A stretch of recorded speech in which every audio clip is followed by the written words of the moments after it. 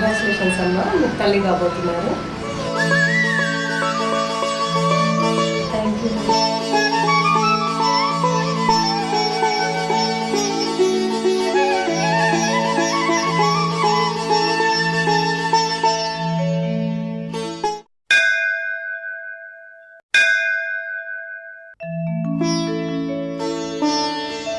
ఏం సంగతి? ఎప్పుడు గుడికి అడిగినా తీసుకురాను అనివి, ఇప్పుడు అడగకుండానే తీసుకొచ్చినావు. నీకోసం తీసుకొచ్చిన అనుకున్నావా?